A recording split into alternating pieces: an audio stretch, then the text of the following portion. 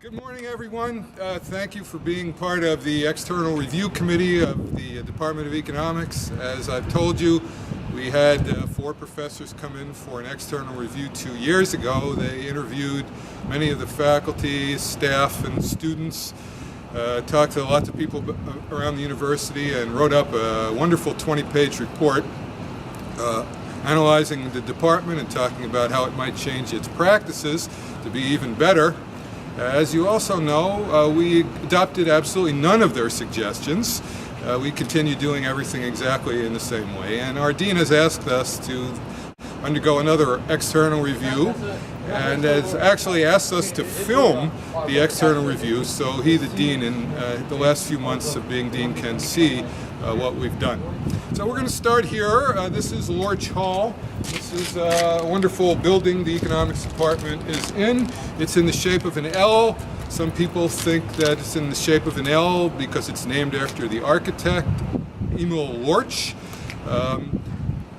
L for Lorch, but actually that's not the reason it's in the shape of an L. It's meant to approximate a Leontief indifference curve or isoquant, and as you all know, it is the vertex of the L of the Leontief isoquant or indifference curve, which is the optimorum, the best possible place to be. I'll say more about that later.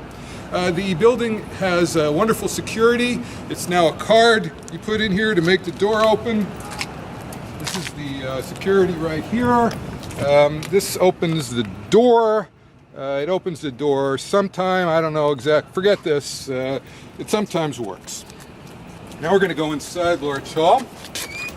And the first thing I'm going to show you is at the entrance of the building, we have a wonderful modern sign which tells you about where the important offices are. This was updated this past year. This is also the area where we have our cafeteria, all very healthy food. Okay, now we're going to go upstairs, and I'm going to show you where many of our faculty members are sitting. This area has been recently renovated, and to 21st century earthquake standards.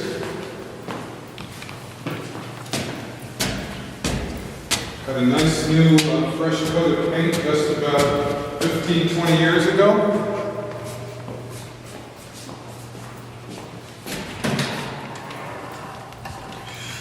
This is our library.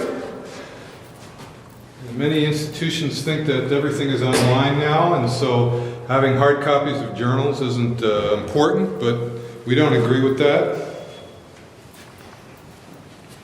This is our faculty-staff lounge where people congregate and talk about their lives. Notice we have a different kind of champagne here every day. You might wonder what's in the basket. We used to have candy and muffins, but I talked to the Thierson department, and they said it was better and more efficient to just give our faculty and staff money and let them choose what they want to spend it on. Okay, now I'm going to show you Foster Library, which is our library that's used very intensively by our students. They're always in here in study groups and using the materials. Come on in and you can see how much it's used. Maybe not so much today. Oh, here's a student. Okay, well, let's move on. Office of Mary Brown. Mary is in charge of the PhD program. Let's come in. I'll introduce you to Mary. One of the things she does is she allocates our PhD students to the GSI positions. It's a very simple procedure, and Mary is right on top of it. And so Mary, can you maybe explain to the external reviewers here how that works? I'd love to, Joel. Give me a minute. I know it's right here. Okay, got it. First, students are separated into groups. Through membership in any given group can be and will be changed if the department needs. It will serve by making that change.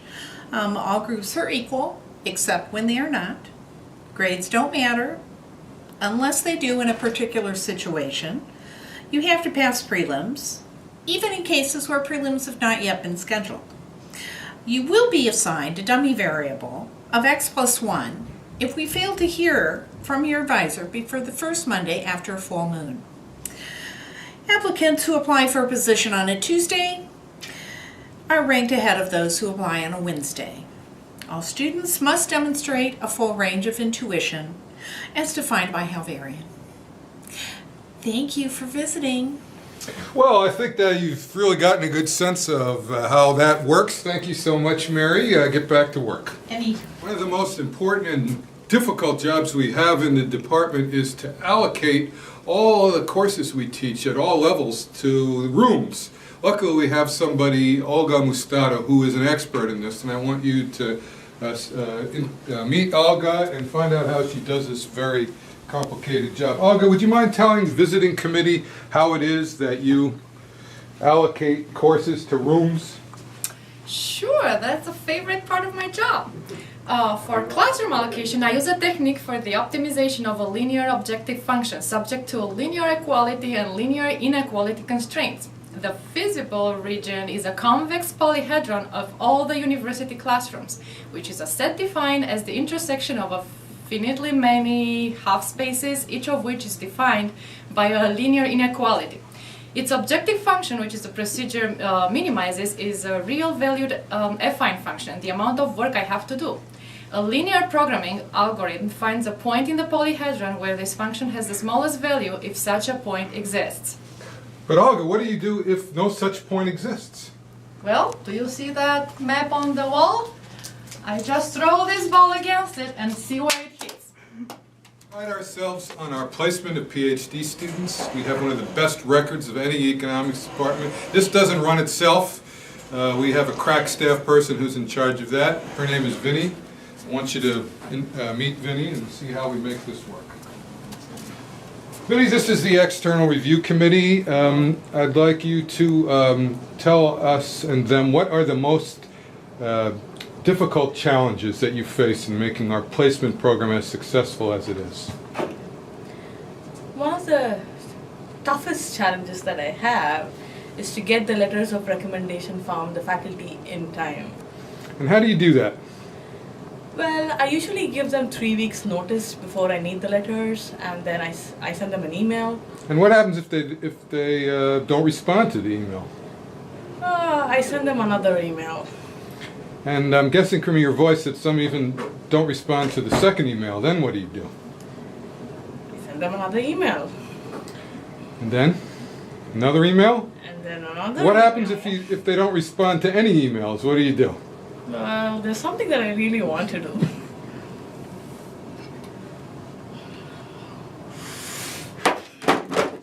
We have a very efficient system here for dealing with reimbursements for travel and research expenses.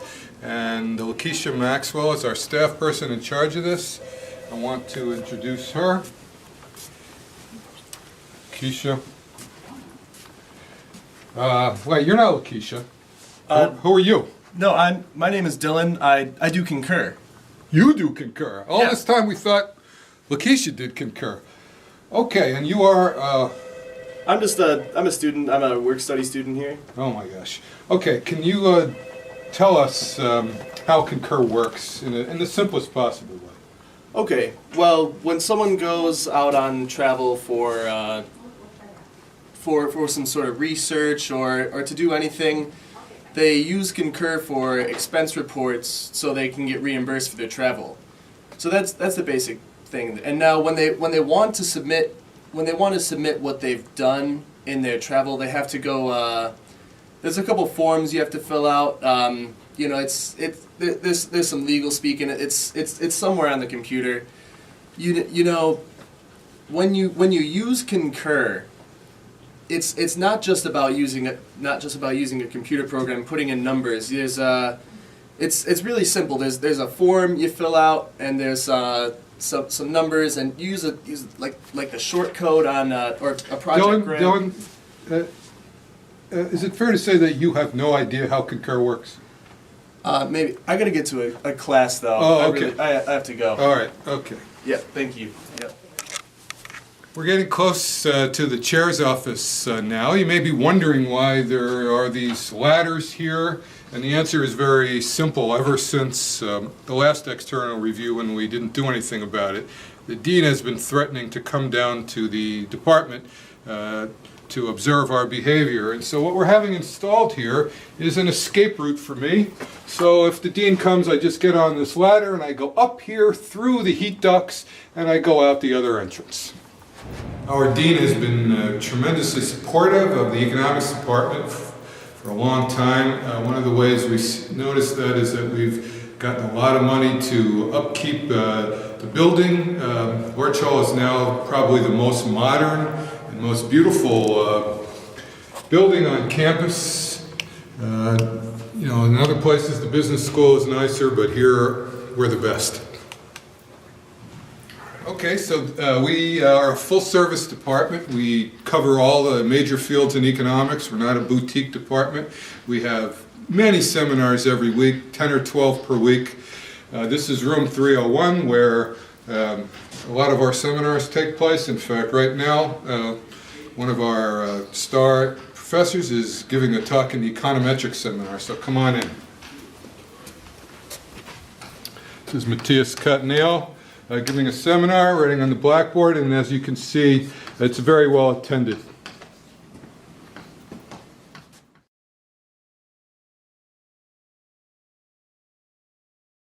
This shows clearly that I have 30,000 in my account.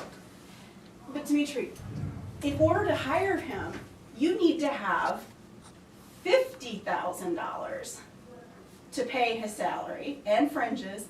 You have $30,000, but you need $20,000 more I don't understand. to actually pay for him. I don't get The this. department is now and has been for many years committed to diversity in its faculty.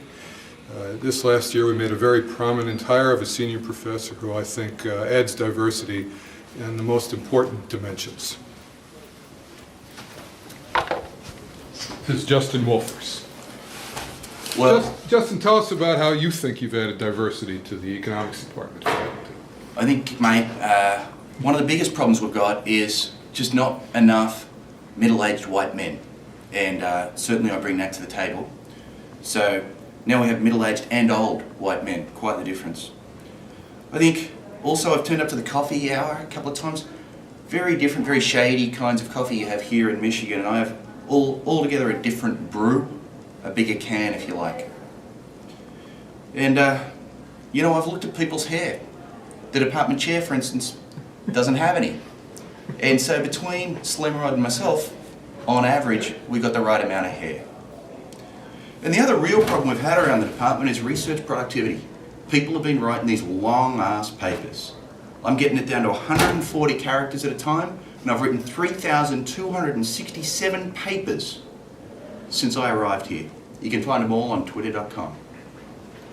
Teaching undergraduates and graduate students is something we take very seriously, so I wanted you to meet one of our most popular and effective teachers. It's Natalia Lazadi. Come on in. Natalia, please tell the visiting committee a little bit about your philosophy of teaching and why you're so effective and clear in your lectures. Well, I always try to think which are the important concepts and escribo en el pizarrón the main ideas, and then I ask questions about that y los estudiantes responden y después seguimos charlando sobre el tema. Y a medida que va pasando el tiempo, me va... Okay, thank you, Natalia. That was really terrific. Hi, welcome to the department. I'm Rhonda. I understand that you're upset with some things that you've seen today and want to speak to the chair. We actually refer to the chair as the wizard here at Michigan. I can see if he could talk to you for a minute. Actually, I'm not sure if he can be bothered. Right now, I'm doing something very important for the department. I'm sorry to bother you, but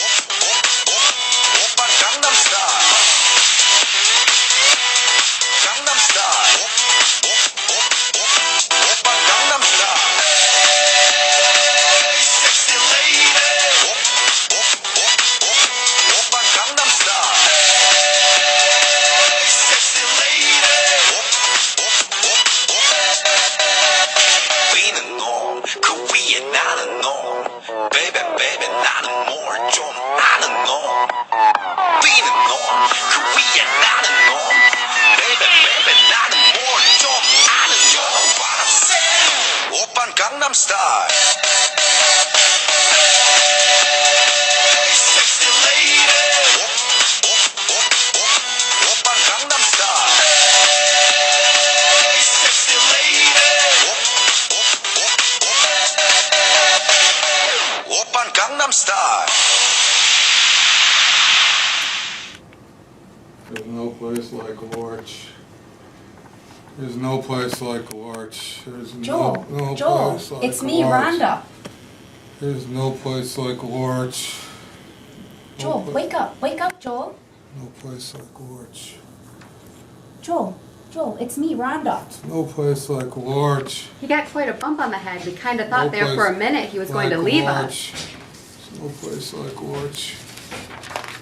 There But I did leave you. I left everyone. That's just the trouble, and I tried to get back for days and days. There. Lie quiet now. You just had a bad dream. There's no place like Lorch. No. Sure. Remember me, Joel, your OTPR assistant?